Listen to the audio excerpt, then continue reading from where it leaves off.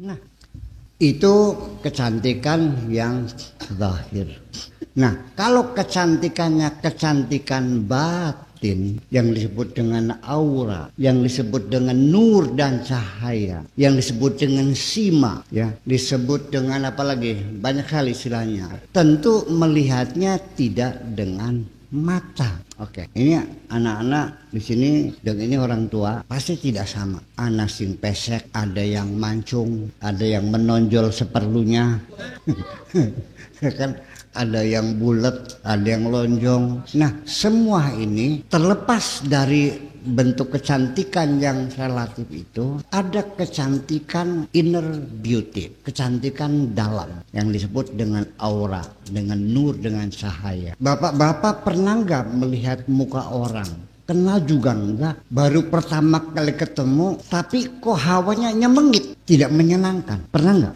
Pernah enggak ketemu sama orang kok wajahnya cakep banget, ukuran hidung sama seperti kita, wajah sama, tapi mengagumkan, menyejukkan hati, kita senang, bahkan sampai kita merindukan. Pernah nggak begitu? Nah, apa itu? Nah, itulah namanya nur, cahaya yang bersinar dari wajah seseorang sebagai pantulan. Jadi nanti yang namanya cakep tuh bukan ukuran hidungnya, tapi inner beauty, kecantikan yang ada di dalam diri kita. Nah, ini dengan wajah yang ceria, wajah yang cerah, yang menyejukkan, wajah yang damai, wajah yang menyenangkan. Ini berkaitan dengan kenyamanan hidup kita, di mana saja dihormati orang, betul nggak? Kita dimuliakan orang, dalam berbisnis juga kita dapat peluang-peluang yang lebih banyak, hubungan dengan rezeki, dengan pergaulan dan sebagainya,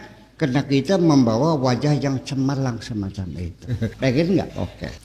Pengen tahu ilmunya? Kira-kira wajahmu cemerlang, yang bercahaya, bersinar. Saya ingin menyampaikan banyak, tapi yang penting-penting aja dulu.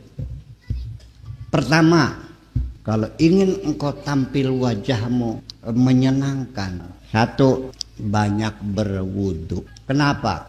Cahaya kita dengan wudu.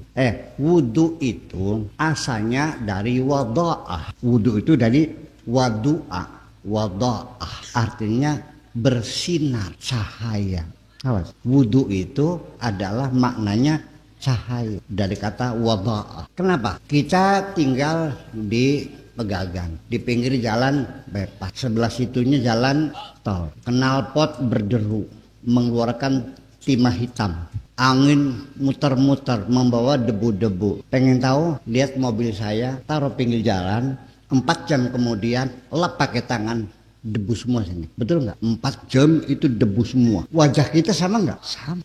Jadi supaya mobil itu cemerlang juga sama, mesti dilap, dibersihkan sehari minimal 2 kali lah. Tapi karena wajah kita dari kulit ini akan lebih banyak melekat debu-debu yang berterbangan, maka sehari 5 kali. Di samping juga untuk membersihkan wajah kita dari debu dan kotoran, itu secara ruhaniyat juga akan bisa membersihkan kotoran-kotoran yang di luar kulit ini.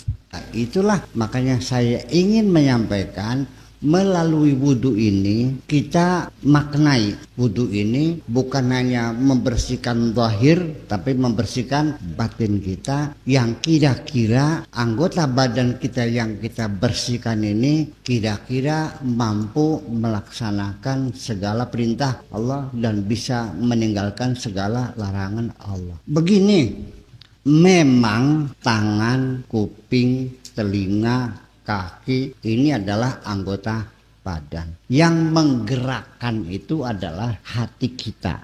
Ya enggak? Yang nyuruh mukul orang kan hati kita. Ya kan gitu. Yang melirik-melirik sama cewek hati kita juga. Nah, kenapa selama ini perintah hatimu tidak ditaati oleh anggota badanmu? Sudah tahu besok ujian, kok malam ini ada orkes Oma Irama, kok ditinggalkan pelajarannya malah nonton dulu? Betul enggak?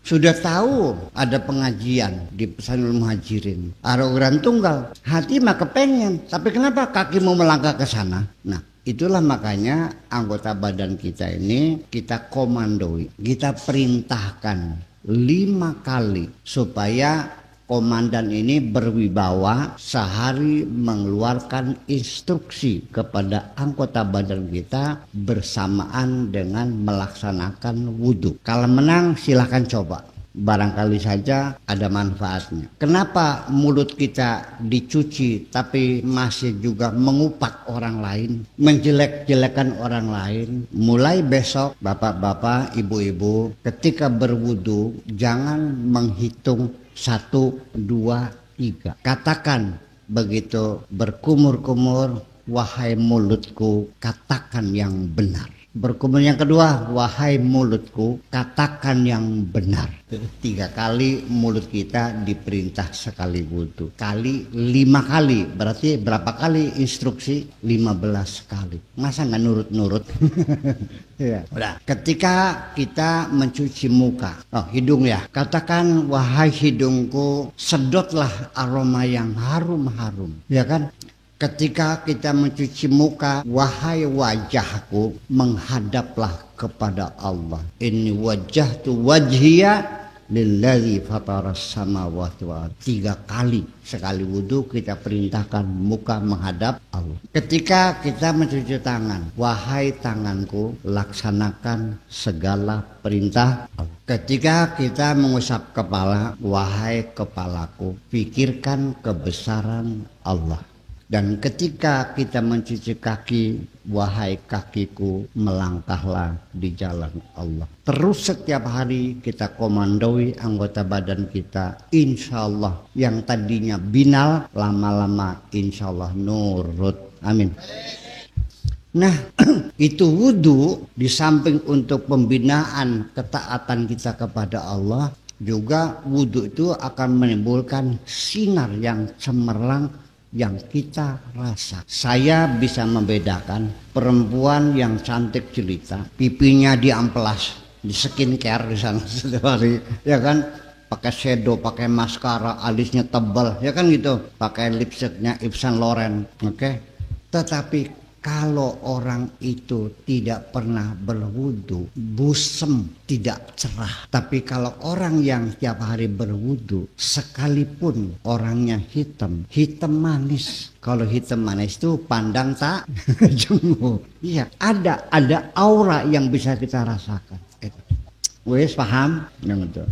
Nah, kalau bisa lebih dari 5 kali, itu mau bersama sholat aja, ya kan gitu. Syukur-syukur ya jam 10 kan bis subuh, jam 10 wudu, nanti zuhur ya wudu, nanti jam 2 ya wudu lagi, tambahan gitu. Wudu daim juga mungkin anak-anak belum bisa ya, tapi yang sering-sering saja. Semakin sering kita berwudu, semakin menimbulkan kecemerlangan dalam aura kita itu. Yang kedua adalah qiyamul lail, bangun tengah malam. Itu juga akan membawa aura yang indah di wajah kita. Tetapi nanti begini, tengah malam juga coba dibiasakan bangun malam, tapi di ruangan yang jangan terang benderang. Biasakan kulit kita ini mendapat bagian penting di malam hari dengan di ruangan yang gelap itu. Karena energi gelap juga sama ya, membantu penyinaran cahaya kita. Nah, kemudian yang ketiga yaitu adalah kesabaran. Orang yang hatinya sabar, wajahnya menyedapkan enggak? Sedap enggak? Orang kalau pogal, temperamen ya, matanya melotot-melotot aja, cakep enggak? Atau sedang marah-marah, melotot-melotot. Orang lagi melotot-melotot, cakep enggak mukanya? Jadi kesabaran hati ini juga sama membuat wajah kita menjadi ceria. Artinya bahwa kesenggol dikit, ya udah jamak aja lah. Ya kan gitu, ada tangga utang janjinya seminggu, ternyata sampai 2 minggu belum bayar. Punten belum ada, ya udahlah sabar. Ajer Raiki, nyaman kelihatannya, enak, nggak marah-marah, sabar orangnya. Orang yang penyabar itu juga membawa aura wajah yang nyaman. Jadi, percaya nggak? Bisa merasakan nggak? Bukan dengan matamu, tapi dengan hatimu.